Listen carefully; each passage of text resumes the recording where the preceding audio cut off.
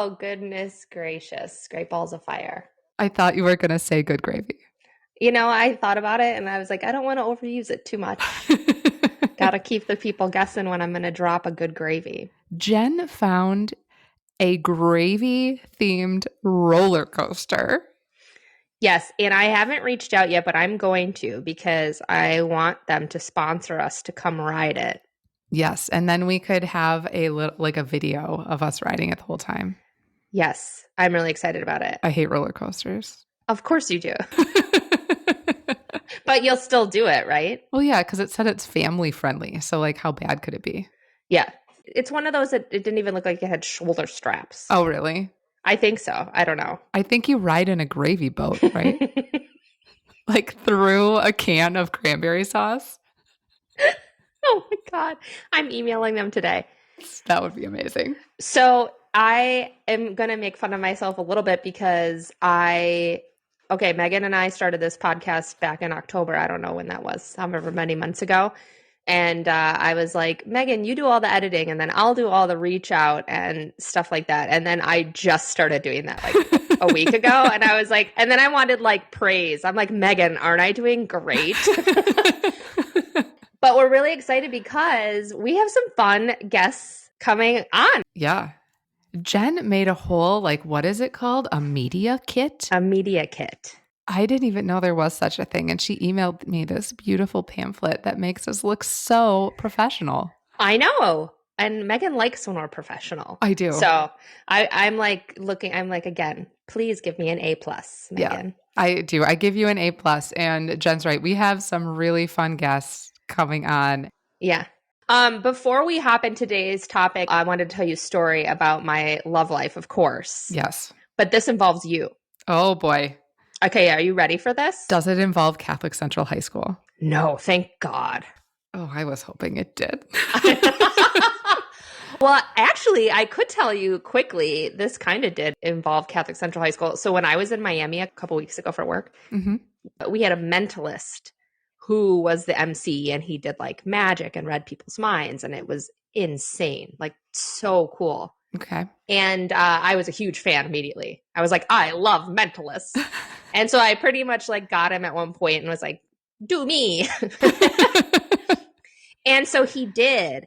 And he's like, okay, think of somebody. And I thought of, I'm going to say the whole name, John Smith. Do you remember John Smith? I knew you were going to say John Smith. You guys, I was obsessed with him in high school. He was such a dick. Everybody was. Oh, no, he still is, I'm sure. I mean, I ran into him again when I was in my 20s and he still had the same attitude about life and women. When you fuck around, you find out, and that's what he did. Now he has to live with the consequences. Okay, so you thought of John Smith. I did because I'm like, how could this guy read my mind about somebody I had a crush on 24 years ago? Yeah. No, 27 years ago. Okay. Okay, let's not date ourselves. Oh, sorry. Okay. Sorry, 24. 24. 5 years ago. And he did. He guessed his name. What? What did he say? He guessed his name? Well, so that's how mentalists work. They can read your mind. So I'm thinking, he's like, think of the name. And he starts asking you questions. The question was oh, is this somebody from your past? Well, yes. And then he's like, oh, it's a man. And I'm like, yep. And he's like, is this a high school love interest? I mean, it's just crazy. He's picking up on whatever my body cues are doing. Yeah. And then that went from one thing to the next. And all of a sudden he's like, is this, well, he's like, is there 6 letters in his name? Now, if you ask somebody how to spell John Smith, most people would say John Smith. Uh-huh. But what made John Smith so sexy is he only had one N. Really? Oh, yeah. Okay. That's what did it for me. I was like, who is this man whose parents decided to spell his name wrong? And he guessed it. He was like, I'm getting John Smith. And I was like, well, yeah, but it's only 5 letters. So isn't that interesting? Interesting. He wasn't like, blink when I get to the correct letter. No. Yeah, isn't that crazy? Yeah, that is crazy. And then all of a sudden, once he guessed John Smith, You know, when you get like these weird thoughts, like I did not find him attractive, the mentalist, but all of a sudden I was like, oh my God, is he going to think I have a crush on him? And then I was like, oh God, the mentalist thinks I like him. And then I was like freaking out. Anyways. That's really funny and interesting. But this is a man from my past almost as far back. Okay. So this was a college guy. Yes. So I used to be on Snapchat for real. And I'm not anymore because I'm old. But the other day I like downloaded it for some reason. Or I had it downloaded. I like opened it. Okay. And I saw that I had 3 friend requests. And so I looked to see who the 3 friends are. And I don't even like recognize their names at first. And then I go back and I look at one of them. Okay. And it's this guy named Josh. And I don't know how good your memory is. But I mean, we were besties at the time. Okay. And I know this because, so he adds me. So I add him back because this is like 20-year-old me would have been like, oh my God. Like that's how I dated this guy, but it was always. Oh, you dated him. Well, it was always what now we call a situationship. Okay. Like our dates were like, we would watch a movie at his house. That's not dating. Sure. But when you're 20, you're like, yeah, like this guy watched Dumb and Dumber with me. Like he must really be feeling me. So I had like, he's asking me how I'm doing and we're kind of going back and forth texting, and he makes some comment as a compliment. He's like, oh, you are just like I remember you. And I was like, beautiful, smart, and hilarious. And he was like, yes, and like witty and whatever. I'm like, oh, okay. But is this guy married? No, he's not married. But I very quickly realized he is exactly how I remember him, which is kind of a dick. And so I decide to go into my journal. So I've been keeping a journal for the past 25 years. Okay. So I pull out my journal from 2001 or whenever this was, and I'm reading, and pretty much you are telling me like, no, the whole time. Really? Like Megan doesn't think that, I should be dating him or whatever. I mean, you were right. He must have been a really big dick. Yeah. But also, did you know that I picked you up from the airport when you came back were you in France? Where were you? I was in France. Yeah, I picked you up from the airport. Yeah, it's because nobody else would. Oh, wow. Well, it's also because I was such a great friend. Yeah, of course. But I was like, oh, that's so funny. So I was more excited to see, you pop up from my history and in my journals. Yeah. So then, so I read some journals about what a prick this guy was, and then I unmatched him and deleted Snapchat. So good thing you have those journals, learning from the past. I know. The 42-year-old Jen is just like such a different person. In some ways. Did you see a picture of him? No, but he was balding when I had a crush on him, so I'm sure he's bald as fuck. Oh. Yeah. Which is, I don't mind, but, just his whole even demeanor in texting, I was like, ooh, ew, no thank you. Yeah. Like he was trying to be cool and trying to be a smart ass, and I was like, hi, I don't do that anymore. I don't do smart ass. Right. It's just. Well, you do smart ass. You're a smart ass. Well, yeah. There can only be one. Correct. And I don't need a man being a smart ass to me. Thank you very much. So I should read more. I'm sure I could find some good Megan and Jen stories in there. Yeah, I would say probably the year before that. Yeah. Would be gold. Yeah. I should see how far back my journals go. Because when you picked me up from France, that was like junior year. Yes. And I was dating Jared. So I think you got to go back to like sophomore year. Yeah. I do have journals from sophomore year. So I'll take a peek this weekend, see what I can find. Share some good stories. Do you have journals from high school? So I do, but they mostly just talk about how I want to lose my virginity to John Smith. Yeah. Anywho. Wait, can we talk one more time? Didn't he reach out to you like in your adult life to like try to go on a date? So I have 2 quick stories. When I was nannying for the Beauchamps one night, Elizabeth and Brian came home from an event, and I was maybe like 22 at the time. And they were like, we met this great guy. We think you would like him. Okay. I want to set you up with him. And they start talking about him and like, oh, he's from Racine. Oh, he was a baseball player. And I was like, it is not John Smith. And they were like, yes, it's John Smith. And I was like, maybe people change. I mean, okay, you guys, this guy was a huge jerk. Well, he was hot and he knew it. He was a troubled youth, is what I would say. Yeah, I don't really remember it that way, but go on. I was blinded by his hotness. He was so hot. And he would wear white t-shirts and jeans. Do you remember that? Yeah. And he smelled so good. Okay. So I'm like, this is fate. Oh my God. Now he's going to be this mature man. At 22. At 22. And they connect us and we meet. We met up at a bar. I think I hung out with him like 2 or 3 times and it became very apparent that he hadn't changed. Okay. And so I was like, no, thank you. Right. Then after I got divorced, so this is 2020, like, I don't know, 2021. Yes. I'm on Bumble in Chicago and he swipes on me because I pay to see who can swipe on me. Yeah. So now again, I'm like, okay, well, now we're in our late 30s. Like maybe he's gone to therapy. So I swipe on him and you know what he opens with? What? When did you get boobs? Ew. Yes. I think that you told me that he reached out to you and I immediately was like, if you go on a date with this man, please share your location with me so I can find your body afterwards. Totally. And for those of you wondering, my boobs came in about 2007. I was a late bloomer, y'all. So anyways, I never want to encounter him again. I mean, he's probably going to send a hitman on me now, but it's fine. Goodbye, cold, cruel world.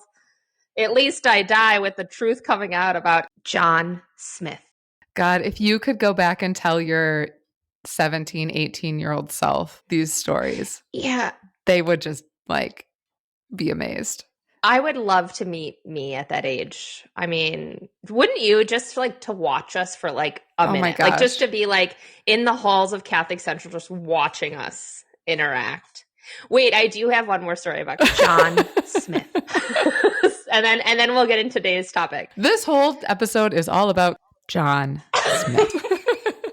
So I was obsessively in love with him.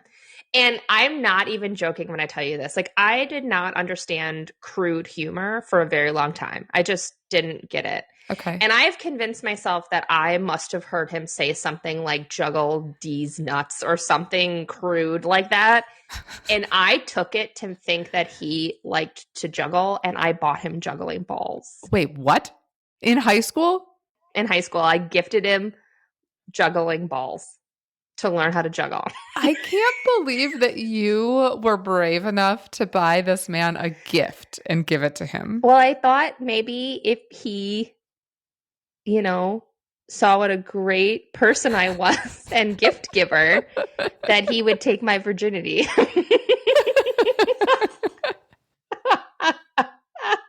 Oh, God, I was such an idiot. But it's okay. We all were. Everybody is in high school. Yeah. I was just naive, and when hormones are pulsating or whatever they're doing, it's weird. So funny. I was becoming a woman without breasts, and it was weird. Okay, and on to today's topic. Okay. Do you want to just have your disclaimer come out now? Do you want me to disclaim for you? Yes. We're going to talk about moms today. We're going to talk about moms today. And I have a disclaimer coming at this episode. Jen really wanted to do an episode about moms. I have had my own experiences with moms, but it's just been a little different than Jen. So I am going to have a disclaimer of the opinions that Jen has on today's episode are not mine. Yes. And that's fair. And I also want to disclaim as well. And that's, I have married over 300 couples, and 250 of those couples have had wonderful parents. Yeah. And I actually am, one of my best friends in the whole world is a former mother of 2 of my brides. So this episode, I am going to air some of my grievances, but it's also meant to really be helpful. Like, I really look at this as like, if you are a parent and one of your children are getting married or about to get married or whatever, my hope is that you can take something from this too. Like, I'm not just going to sit and rant and bitch and moan. Like, I really want to just kind of give some tips. Yeah, absolutely. And I have a few stories to share in the mix. So I'm going to kind of lead this episode, and then Megan will chime in wherever she feels comfortable. Yeah, and I'm very excited to hear it because, as we've said before, Jen no longer really works with parents to the point where it's in her contract. So you must have had some stuff happen to get you to that point.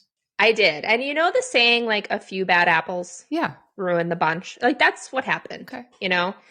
And to be fair, I think as you get further along in your career, I just did a really hard look at the type of weddings I wanted to keep doing. Mm-hmm. And when my clients, when the couple have complete creative freedom, mm-hmm. and mostly either are financing the wedding themselves or the money has been given as a gift and the parents are stepping out, mm-hmm. that's where I create the most magic. So that's it. It's not like I'm like, oh, I hate parents. Right. It's just I'm only doing 2 or 3 weddings a year, and this is the type of work I want to do. So yeah, you want to do what you like. Yes. But what made me finally do that was a specific mom. So I'll get to that. But how I formulated this is I'm going to just touch on about 8 or 9 tips mm-hmm. about how I think I'm just going to get going here. Okay. So number 1. You go for it. Your child is about to get engaged. They just did. You're going to go on this wedding planning journey. I highly recommend getting a therapist if you don't have one already. If you are a mother of the bride or groom, therapy is going to be great. I still am working with a lot, and here's where I am just going to generalize. Mm-hmm. All of my parents are boomers. Mm-hmm. And while there's a lot of great things about the boomer generation, one thing that they have some troubles with is going to therapy. Well, there was like a weird stigma or whatever they call it for a long time. Big time. And so they don't need therapy. And yes, you do. Because what a wedding is going to do, whether you want to admit it or not, and it does it for, even when I went through the process myself, it pulls up everything. Mm-hmm. It pulls up family history. It pulls up, any issues you have with your relationship dynamic with your child. Like, it just brings everything to the surface. So having a unbiased third party mm-hmm. where you can go and just, your child right now is not the person to be using for your therapist. Well, ever. Right. But especially now. Okay. So I think looking into therapy might be helpful. And especially if you're listening to this and you're a parent who thinks, I don't need therapy, you especially need to go. Well, and that makes me think of how so many wedding planners joke about, but it's true to an extent. We're not professionals, but joke about the fact that we have to be therapists because parents do use us to navigate some of these situations. They do. And, happy to do that to a point, but I have definitely been in situations where I've had to say, this is not, this goes above and beyond what I can offer you. Absolutely. I am not a trained therapist. Yes. And this is going deeper than I should even know about. Yeah. To be quite honest. Completely agree. So my tip number 1 is really consider therapy. Mm-hmm. Like I said, especially if you think you don't need it. You're the one who does. Number 2, if you are in a position financially where you can finance either the entire wedding or part of a wedding, so amazing, first and foremost, that you're able to do that. I recommend looking at whatever you are going to contribute to your children as a gift, okay? And what I mean by that is you sit down, you and your partner sit down, and you're like, how much are we going to give little Johnny for the wedding? And you can talk to little Johnny about it too, because let me tell you, his wedding is going to be probably 4 times more expensive than yours was. Mm-hmm. So I do hate to say this, but when you think, and of course you can do only what you can do. Right. But just to be pretty direct, $10,000 today does not go very far. Mm-hmm. So it's going to probably be a considerable amount of money. So, talk to your financial advisors, talk to your children and their fiance. get a realistic sense of what this wedding is going to be, talk about what you can do, and then gift them that money. No strings attached. I think it gets really challenging from my experience when you are when there's strings attached, when there's like, we'll give you this, but you have to pick this venue. Mm-hmm. We'll give you this, but you have to let us invite 20 of our friends that you've never met. That's really hard for me to watch as a planner. Mm-hmm. And everybody probably has different views on that.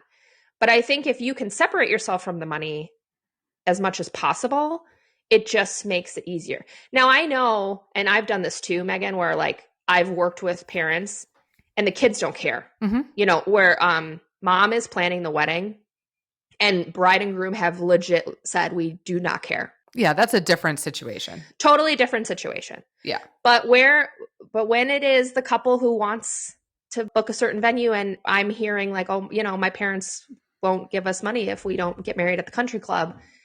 That's, to me, shitty. I'm just going to say it. Yeah. You just have to know yourself going into it. If it's going to be a gift, you say it's a gift, and then 6 months down the road, you can't say, oh, well, we gave you the money, so here's why you need to do this. Yep. If you don't think you want it to be a gift, then you have to explain that to them going in and say, well, I have money that I'd like to use for this. Mm-hmm. And if they say, we don't want to do that, maybe you're not giving them the money. You just don't want it to be some sort of weird dynamic money pull. Money is tough. No one wants to talk about money. You have to. You have to right away. Yes. And I tell my couples that too. Like even when parents aren't involved, but I know that money's coming from them, I'm like, you need to talk about that with them and be very direct. Yep. That's going to bring me into my third point. Okay. If your child is in this, well, I don't know if all the states, probably 46 of the states of the United States of America, they are adults. They are adults getting married. Mm-hmm. Let them be adults, please. Mm-hmm. Most of my clients are in their 30s, right. And I have had parents acting as if they are children. Like they aren't capable of throwing this type of an event. So you need to step out. I know you loved when your son was 8, but he's 29 now. He can make decisions he's going to make much harder decisions moving forward with his spouse. Mm-hmm. Buying a home, raising children, this is one of the first kind of big deals that they're doing as adults. Treat them like that. Okay. Ask how you can support. If you want to be involved in the planning, I get that. Mm-hmm. I really do. I would have a hard time as a wedding planner, having kids and not being involved at all. I struggled with that I had a family member get married and it was hard. I wish I had not been involved, but I just need to be a guest and a family member moving forward. Yes. So if you want to be involved in your child's wedding, I think the best way to do is to come in and say, how can we support you? And not control. This is not a control thing. Mm-hmm. Because it's about making that decision of, I think a lot of people, and I do this too. This is not just a parent thing, but people cut their nose off to spite their face. What does that mean? So my mom used to say to me all the time, because I think I'm kind of a little bit of a stubborn woman. It's where you cut your own nose off so your face is distorted to like get back at your, it's like, so you do things out of spite. Yeah. So it's like, I guess in this example, it would be like if a parent is like, oh, I'd like to do invitations. Mm-hmm. And the daughter's like, no, we actually are good. We know what we want to do. And then the mom's like, well, then never mind. Then I just won't be involved in anything. Oh, right. Do you know what I mean? It's like, yep. Mm-hmm. Okay, really? Yeah. So I would say, don't go in expecting to be a part of literally anything, like don't, mm-hmm. you can't do that. So even when your kids get married, just because you were a planner doesn't mean you get to come in and plan their wedding. Oh, I'm sure they won't want me just because kids are like that. Right. So all kids are like that though. It's like, yes, they want to feel supported. They don't want to feel controlled. And that is in life. Yeah. And that is in wedding planning. Yes. Okay. Should I interrupt my list and tell a story? Yeah, I would love to hear a story. Okay, I'm trying to think of which one to start with. It's kind of like, when you get the like Cruella came out. It's your origin story of the villain. Oh yeah, it is. Like when I used to be like sweet and innocent. Yeah. Yeah, okay. So I'll tell you a really good one. I had a couple, they hired me 3 months out. Okay. Okay. And for a little background of where my bitterness comes from too, I'm estranged from my mother, lover, but we just cannot have a relationship. So it actually has helped because that's a very common, not total estrangement, but there's a lot. I mean, being a wedding planner actually made me realize how normal I was because every family has something, right? Yeah. Oh, for sure. I always tell people that everything, because, during the wedding planning, people are like, oh, I just have to tell you this. It's kind of embarrassing. Da, da, da. I'm like, everybody has stuff. I know. You still have to try to, like, I'm like, oh, shocking. Yeah. Just kidding. Just kidding. I heard that last week. Right. So I was raised by my grandma. My mom was young when she had me. Anyways, I sit down with this couple and the bride opens with, I was pretty much raised by my grandparents. My mom is, for a lack of a better term, a little crazy, narcissistic, and we're concerned she's going to do something at our wedding to make it about her. Okay. And I'm like, oh, lived this. No problem. I have it under control. I got you. Yeah. You know? Yep. And I will say, when I hear, and I'm sure you agree, when you hear these stories, people are typically on their best behavior at weddings, even the most dramatic and crazy of them, because they don't want to, they want to be admired, not like what's going on, you know? So I'm not too worried. And I meet mom and I meet grandpa, who speaks Russian, very little English, and he has Alzheimer's. Okay. Which is important to the story. Okay. So mom walks in, and the minute she walks in, I'm like, oh, I totally get it. I mean, she's stunningly beautiful. Not that beautiful people get to be crazy, but like she just like walked in like she owned the venue. And I was like, okay, got my eye on mom. Yep. But everything's fine. We're getting through the wedding, ceremony happens. We go out for cocktail hour. And it was out on this. So we're downtown Chicago, right on the river, where it is like city blocks that are like, a block is actually like 3 blocks long. Do you know what I mean? Like they're just huge blocks. Yeah. And it's night. It's, it's dark out. They're out on the patio and I'm bringing everybody in. And mom just very casually is like, I don't know where my dad is. Oh. And I'm like, oh, okay, no problem. So I tell my assistant to go out on the path and I start looking all over the room. We can't find him. We tell the staff, because this isn't a restaurant. Yes. So there's an active restaurant happening downstairs, Okay. They send staff through the entire building. Grandpa is gone. And you knew he had Alzheimer's. And we knew he had Alzheimer's. So just so you know, if something like that happens, you have to report it to the police immediately. Like you file a missing person's report immediately when anybody is like, Alzheimer's, dementia, anything like that. Right. I also send my assistant out to like walk the block because I'm like, he couldn't have gone far. Right. He's not running. Yeah.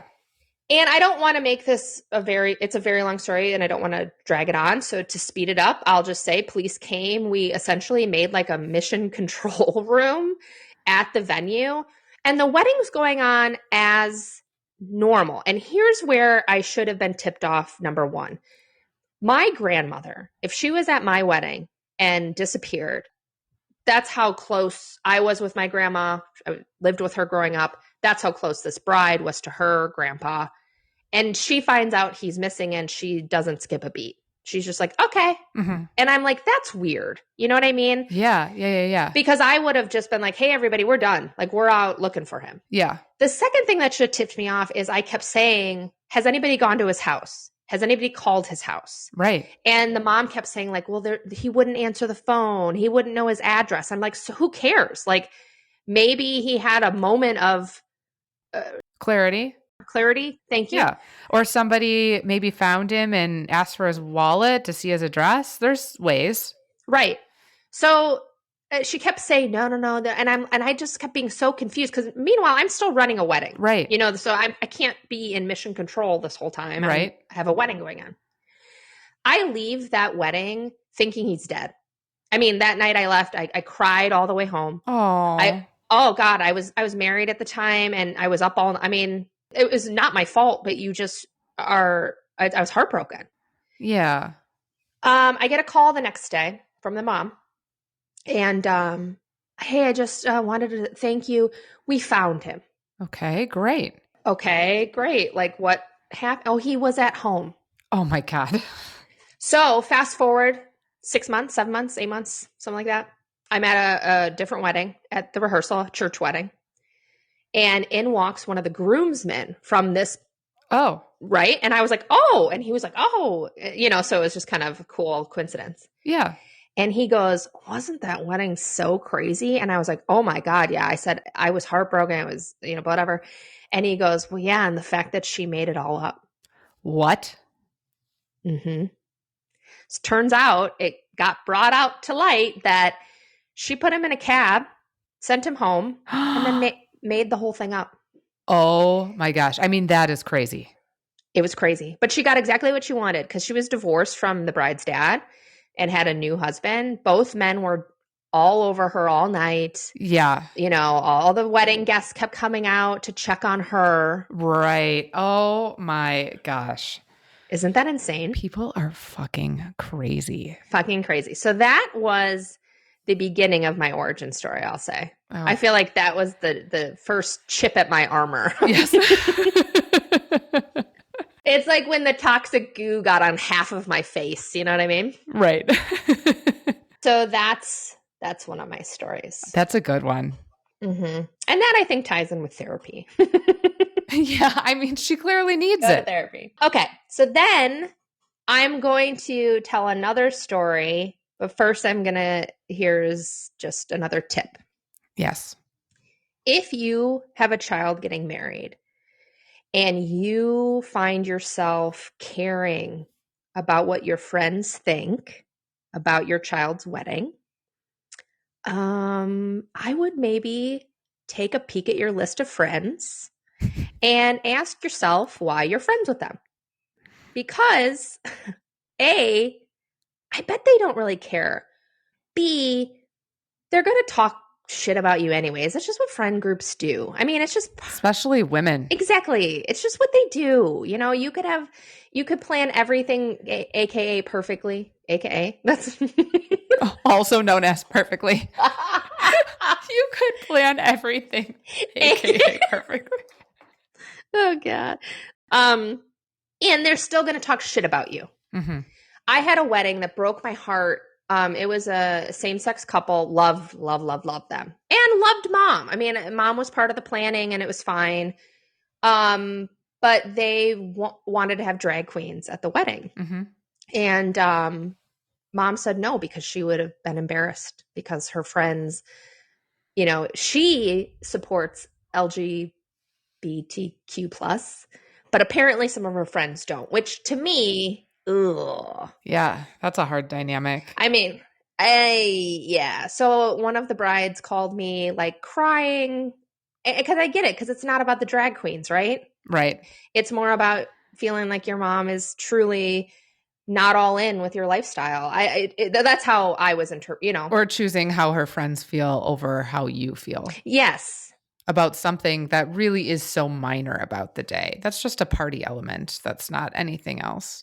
Right. And it's like, it's 2025. You know what I'm saying? Like everybody loves drag queen. Oh no, that's not true. That's not true. Well, in 2023, it was still okay. Anyways, that was really heartbreaking for me. But there's been a lot of situations where I've witnessed that, where we're concerned about what friends think, where, these friends have to be on the list. No, they don't. They don't. They don't have a relationship with your kids. I think weddings sometimes are like handled as like these networking and social events, and it's like, that's not what it is in my mind. This is, again, just my approach to wedding planning. Mm-hmm. But that's my advice, is think about whose opinion matters most. Is it your child's or, Sue down the block? So think through that. Right. Yep. Speaking of AKA perfect, Speaking of Sue down the block. the goal here is not perfection. Yeah. So I never use the word perfect with my couples ever because it's just not going to happen. No. And it's more about, okay, here's another story. I think I've talked about this wedding already for a different reason, but now I'll bring in the mom. First of all, I just have to say this out loud. The bride was stunningly gorgeous and one of the nicest people I have ever met. So not only is she just gorgeous, but she's nice. Okay. Okay. Her mom was a troll, Oh. like under the bridge troll, Like ugly? like ugly inside and out. Okay. Probably God sent her a gorgeous, wonderfully nice woman as a daughter just to punish her for how horrible she was. I can't believe you just said that out loud. Me too. I hope it's fine. She's a troll. So, but let me tell you why. This is why I'm not commenting on this episode. But I want to tell you why. Okay. Okay. I don't have children, but I was like born to be a mother, but I'm not having my own children. So I mother other people's children all the time. Mm-hmm. And this beautiful, gorgeous woman was marrying kind of a dopey guy, and his friends were terrible. They were terrible. I've talked about these groomsmen. They were the worst group of men I have ever encountered. Ugh, that's too bad. They made her cry multiple times. On her wedding day? On her wedding day. Ugh. So I was so focused on her because she's my priority. Yes. Like taking care of her. I don't care if signs get put up. I don't care if table numbers get dropped late. If my bride is crying, right, and needs to be taken care of. So a welcome sign didn't get put up an hour before guests arrive. Okay. So wedding party and parents usually get to the venue early to do photos if it's not at the church. So they were there an hour and a half before guests. Yeah. Whatever. Mom grabs me by my arm, which now would never fly. Yeah. Like I was grabbed and pulled into a closet. Oh my gosh. Yes. Which is abuse, I've learned. And screamed in my face about the welcome sign not being up. I was so shocked. I had never been treated that way. Yeah. That I just was frozen. I couldn't even respond. And as soon as she was done, I said, you're here an hour before the guests arrive. And she's yelling in my face. And I just finally about the welcome sign? Yes. Oh my God. It had nothing to do about the welcome sign, right? Like, this is why you get a therapist when your daughter gets engaged. Like, this has nothing to do with that. I don't know what the issue was with her, but it was inappropriate and it was horrible. And I hope she's listening, and I hope she knows it was because I was taking care of her daughter. So yeah, that's when the toxic oil got on the other side of my face. That's horrible, though. It was horrible.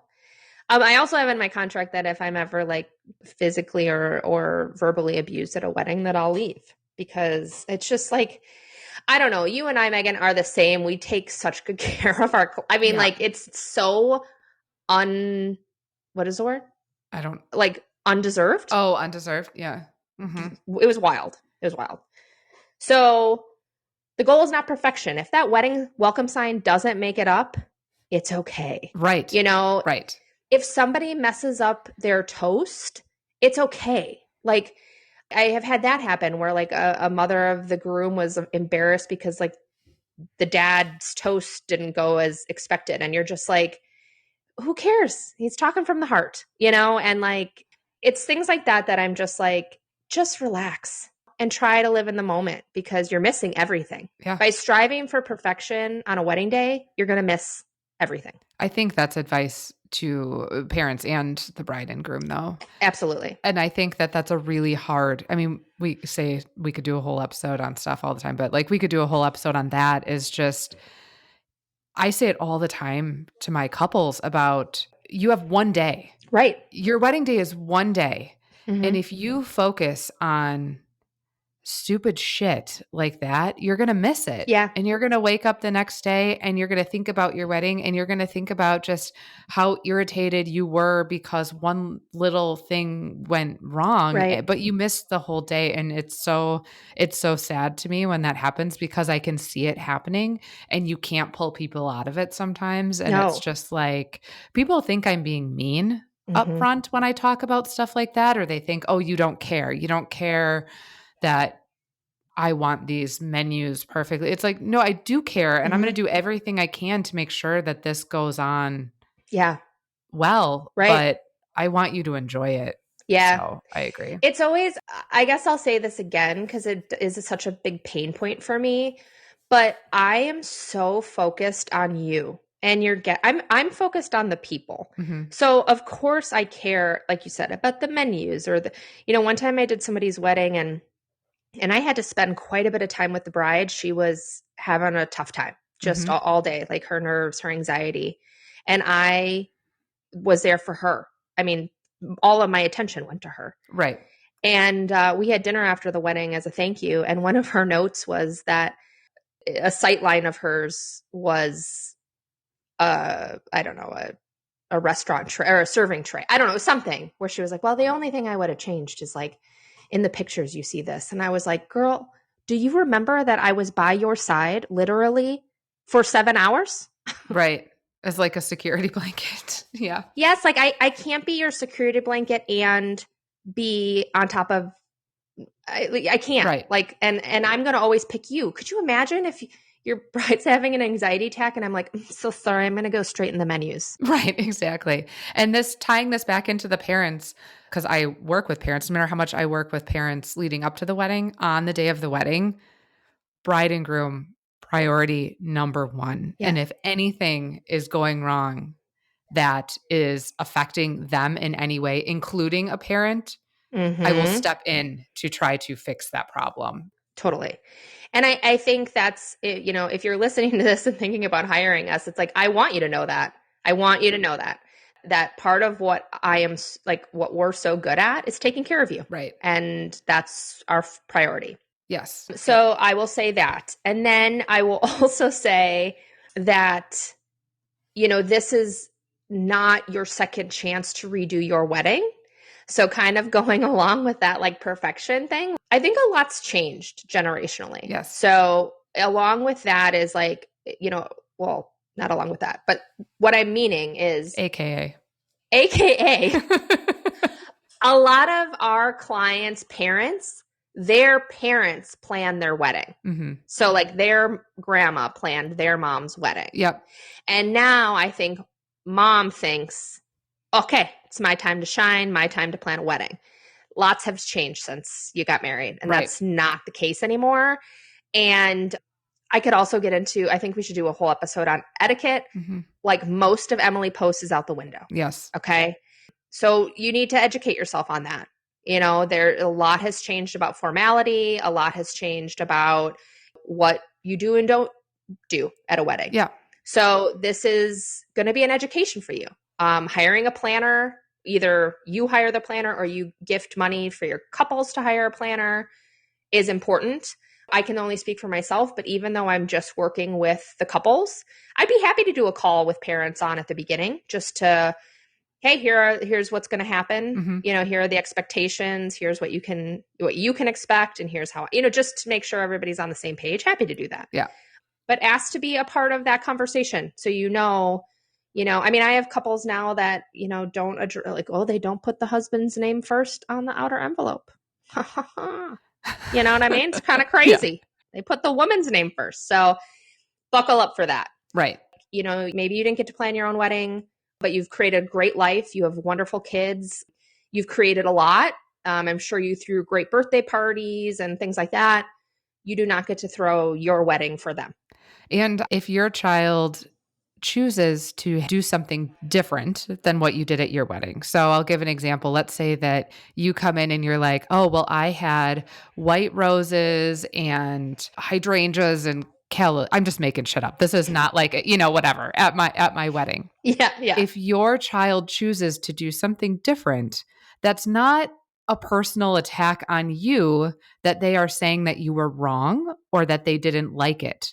Choosing something different shouldn't be an attack on what you did in your mind. Like that's a mental thing, that's a you thing. Right. And there are ways that if your child wants to have a nod to you at their wedding, Yes. that doesn't mean they have to replicate your wedding, and you don't need to be offended by them not doing that.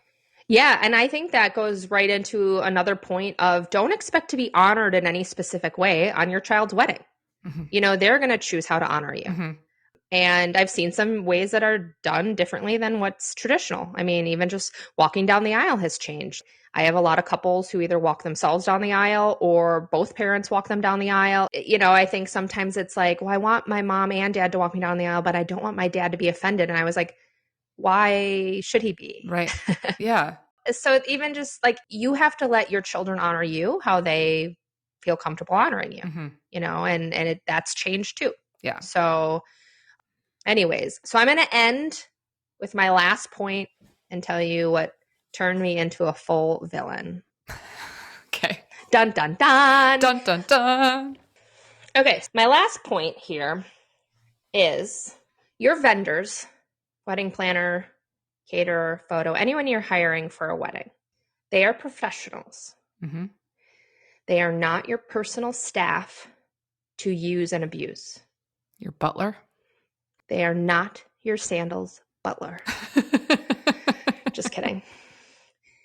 They are professionals. And I'm not saying that we don't, you know, it's not that we're not flexible. Of course, we're working for you. You've hired us, but you're hiring professionals. It's like a doctor or a lawyer or a, you know, it's like there needs to be some respect, is what I would say. Okay. So we're going to call this woman Karen. Karens get a lot of flack. Yeah. I know. Sorry if you're Karen. So I did not realize this at the time, but once I got out of this relationship with this mother, I realized I was in an abusive relationship. It started with love bombing. Okay. So I got hired, and it was very clear that I would be working with mom and daughter. Okay. And I was fine with that. And I would get emails just randomly with like the title subject being the best planner in the world and Oh. you know just writing to tell you how much we love you, and Ew. I'd get texts and yeah, and I was like okay, and we start going through the process, and we had a lot of bumps. This wedding was not easy, Mhm. but I, not to brag, but I handled it. I mean, I was really impressed with myself Yep. because it was like one thing after the other. Yeah. And the mother, I guess, decided those things were my fault. And none of these things were my fault. Okay. But she needed somebody to blame. Yes. But it started with also things like we would be on a call, and it was me and the daughter, we'd be on a Zoom call. And she decided on one of the calls to tell me that she had a pretty severe health issue that she just found out about. And I was like, so like, oh my God. Yeah. Turns out that was the first her daughter was hearing about it. Oh. Okay. So it was just this bizarre stuff started happening where I was like getting pulled into things, Yeah. and I'd have to listen to drawn out stories of now her health issue. And then the emails started to get meaner and meaner and meaner. And then the subject lines went from you're the best planner in the world to you're the worst planner in the world. Yeah. I mean, like the best planner in the world stuff, like obviously it's nice to hear people say thank you and that they appreciate you. But when they're doing it in a way that's clearly manipulation Manipulative. because Yes. they want to say that stuff because they think then you will treat them better, pay more attention to them, give them a better wedding, whatever. Like we can see right through that. Yeah. So it was bad. I was getting then her husband joined in, dad joined in, dad would text me. I would send them like, I can't even explain it because it sounds like it's not a big deal, but it was to the point where anytime I went to send an email, I felt like I was going to throw up. Oh yeah. Because I would send an email and within 5 minutes I'd get texts, calls, emails back, you know, yelling at me. And the email was just, hey, your catering payment is due in a month. And I would get these crazy, like, one, I sent the cater. That's what I did. I'm like, here you go. And you can pay ACH, like where they just like pull it from. And dad's calling, texting me like, how dare they just come in and take my money? And I'm like, yo, I just sent you the form to fill out. Right. In case you wanted to pay that way. Yeah. Nobody's taking your money. No. So it got progressively worse and worse and worse. And so that's when I called Megan one day because it was bad. Like it was horrible. Yeah. And Megan and I talked about it and it came to the decision that I was going to. So here's the other thing. Again, going back to my devotion to my couples, the bride needed me like desperately. Mm-hmm. And I knew if I fired them, she would be really in a bad spot. Mm-hmm. So I called the bride and I said, you have a couple of options. I can't keep working this way. Right. I said, I can let you go. Like I can cancel the contract and we can walk away. I said, or we can keep working together and your mom will have nothing to do with the planning. And on top of that, because I would get emails all the time. You never said that. You never said that. Oh, you never told us that. All the time. And so I said, and I'm also going to have somebody on the call. The third option was if mom is still involved, every call I'll have another person on to take notes and to be a witness. Right. And then I will transcribe what has been said. And then you both have to sign off on it. And the bride was like, I can't lose you. Like, please don't leave me. Yeah. And she was like, I will talk to my mom. It'll just be you and I. And I said, okay, great. Yeah. So we get to the wedding weekend. Oh God, I would be so nervous about it. I have one of my closest friends come, like she's not even in this industry. I just needed her as a blankie. So she came down to assist. Rachel, my roommate, assisted. Yep. And I had 2 other assistants because I was not ever going to be alone with that woman. Yep. And B, I just needed that support. Like I was just so fried. And I'll wrap by saying it went well. And the bride thanked me profusely. But what I thought was fascinating is the mother of the bride's, Karen's sister, pulled me aside before the ceremony and was like, thank you so much for staying on for the bride's sake. And I was like, oh. And she's like, we know. Yeah. And I'm like, yeah, okay. Then during dancing, the quote unquote best friend of Karen pulled me aside and thanked me. And then part of me is like, why do you guys let her get away with this? Like, this is obviously behavior that surfaces everywhere. Right. And I'm being thanked by 2 people who knew what was going on and recognized it. And that was it for me. I mean, I walked out of that wedding season and was like, I'm done, And again, I love when parents come to the tasting. I love hanging out with the parents on the wedding weekend. Mm-hmm. This is not like, I hope this was helpful and I wasn't trying to bash or anything, but doing this for so long, I see this stuff. Right. I watch this happen. And if anything, I hope this helps make the process easier on everybody because a wedding, like I always say, I come from a broken home. I am divorced and I love weddings. Mm-hmm. They are so joyous and they're a once in a life experience. And I just hate to see, unresolved issues kind of surface during this time and make the process hard for people. So it's really about, picking your battles, trying to be present, being grateful. Yeah. And trying to enjoy the process so you don't miss it. Yeah. Mm-hmm. And also, I don't work with parents anymore. Okay? Period. The villain is officially released into the wild. It took a long time for me to become a villain. It's kind of, as they call it, I'm in my villain era. I kind of like it. It's kind of nice. I hope that you do a wedding and John Smith comes as a guest. Oh, God, I would love that. Anyways, thanks for coming to my TED Talk. And Megan, I think you did great. I zipped my lip. Yes. I was quiet, and I feel like next week we will have an episode where I am venting about something. Yeah. Yeah. Mm-hmm. That'll be great. Cool. I can't wait.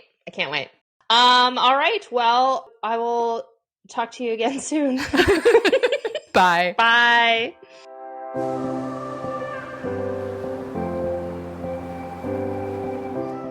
Thanks so much for joining us again this week. If you have a wedding or travel-related story of your own that you would like us to share in a future episode, send us an email to theplannerspassport@gmail.com. And be sure to follow us on Instagram at The Planner's Passport, and follow all of our travel and wedding businesses, including We Roam Solo, Dare to Dream Travel, and Dare to Dream Weddings. And please, if you enjoy our show, remember to rate, review, and subscribe from wherever you are listening to this podcast.